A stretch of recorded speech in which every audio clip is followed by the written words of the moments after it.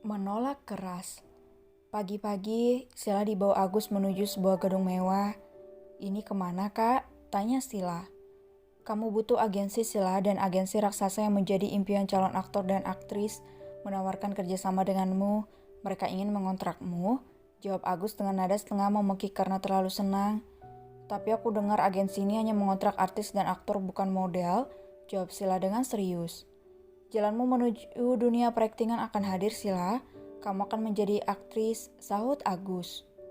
Sila memutar bola matanya dengan jengah. "Aku tidak mau menjadi aktris, aku tidak pandai berakting," sungut Sila. "Iya juga," Agus bergumam pelan. "Ayo masuk, kita cari tahu apa saja isi kontrak kerja yang ditawarkan mereka," ajak Agus. Sila mengangguk kecil. Sila dan Agus jalan bersama, ditatap para karyawan dan beberapa aktris dan aktor papan atas yang bekerja di bawah naungan agensi Fox Entertainment tersebut. Sila melihat Nafira, seorang wanita juara Putri Indonesia season ke-6. "Kak," Sila berlari kecil menyapa Vira. "Hai, kamu juara PI yang season 7 kan?" tanya Vira memperhatikan Sila. "Iya Kak, apa Kakak bekerja di bawah naungan agensi ini?" tanya Sila dengan ramah. "Iya Sila, kamu cantik sekali aslinya ya. Malam itu karena terlalu banyak kamera aku tidak terlalu memperhatikanmu," puji Vira. "Terima kasih Kak, Kakak juga cantik sekali," balas Sila tersenyum. "Sila," panggil Agus. Sila menoleh lalu segera berpamitan pada Nafira bahwa dirinya harus menemui atasannya untuk mengurus kontrak kerjanya. Nafira menatap kepergian Sila. "Dia benar-benar sangat cantik, juga pemberani," gumam Nafira tersenyum kecut. Nafira bahkan tidak berani seperti Sila. Demi menjadi juara, ia harus mencari sokongan ke sana-sini. Hingga berhasil di titik ini, namun Nafira mengorbankan banyak hal. Berbeda dengan Sila yang seolah dewi keberuntungan itu sendiri, sebab tidak banyak memikirkan orang dalam. Apa yang dikatakan finalis PI Putri Indonesia benar adanya. Sila benar-benar murni. Jika bukan karena voting, mungkin Sila sudah lama tereliminasi, dan Nafira tahu gosip-gosip itu. Agus membawa Sila ke ruangan direktur. "Kak, temani aku," cicit Sila. "Kamu takut menemuinya seorang diri?" tanya Agus. "Tentu saja aku merasa ada hawa tidak baik di sini," jawab Sila dengan jujur. "Tidak Sila, semua baik-baik saja," Agus menenangkan Sila. Sila menatap datar Agus yang benar-benar membiarkannya sendirian di ruangan direktur. "Kenapa tempat ini terasa menggelikan?" gumam Sila mengelus-ngelus bahunya sendiri. Sila melangkah pelan dan pelan menuju tempat si direktur. "Permisi Pak," sapa Sila dengan kikuk. Bangku berputar dan terlihatlah pria tua yang tersenyum aneh ke Sila. Sila kaget melihat pria tua itu. Saya Kak Sila, Pak Mastri Maharani Pak." Sila memperkenalkan diri. "Kenapa kamu tidak datang malam itu ke kamar hotel?" tanya pria itu yang tak lain adalah Pak Bangkara itu sendiri. Apa maksud Bapak?" tanya Sila dengan raut wajah tidak mengerti. "Aku sangat menunggumu," jawab Pak Bangkara dengan tatapan lapar melihat tubuh Sila. Sila membulatkan matanya, "Tapi setahu saya yang berada di kamar itu Tuan Muda Fox Group," gumam Sila. "Haha," Pak Bangkara tertawa lepas. "Sejak awal akulah yang menggantikan Tuan Muda Fox Group atas perintah Tuan Muda sendiri. Kau pikir Tuan Muda mau tidur dengan jalang yang menginginkan posisi tertinggi melaluinya?" Pak Bangkara berdiri tegak. Sila melebarkan matanya. Ternyata dia pria gila yang tidak punya hati. Apa dia pikir semua juara Putri Indonesia menginginkan dirinya? Percaya diri sekali dia, batin Sila. Sila teringat dirinya memakai Farel, pria ranjang, tapi bukan Farel yang meniduri semua sang juara Putri Indonesia itu, melainkan pria tua bangka yang menjijikkan ini. "Mau apa Pak?" tanya Sila melangkah mundur melihat Pak Bangka mendekatinya.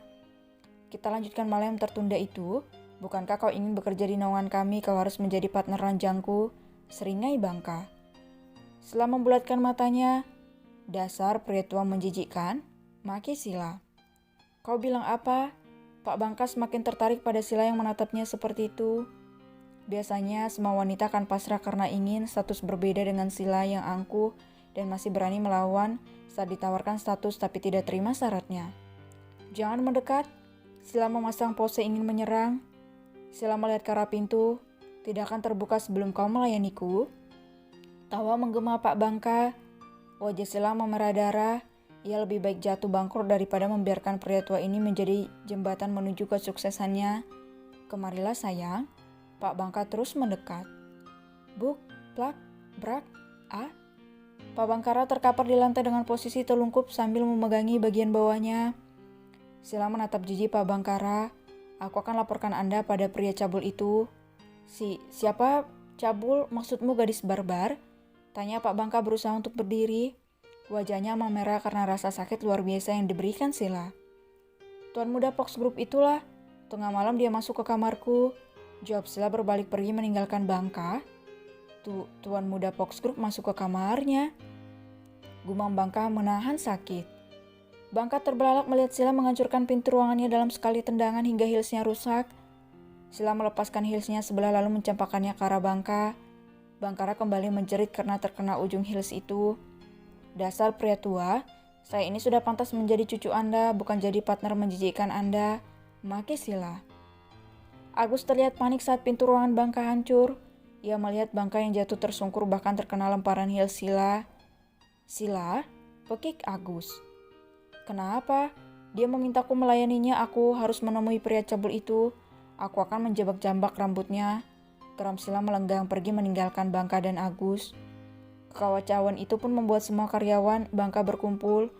Mereka melotot kaget saat Sila melawan bahkan menolak kerjasama itu. Benar-benar gadis tangguh yang patut menjadi panutan. Bangka meninju-ninju lantai, ia merasa Sila punya hubungan istimewa dengan Farel. Jika tidak, mengapa Farel yang tidak tertarik pada perempuan itu masuk ke kamar Sila hingga disebut pria cabul oleh Sila itu sendiri? Tamatlah pekerjaanku, decak Bangka. Bangka tidak menyangka Sila benar-benar arogan dan sombong.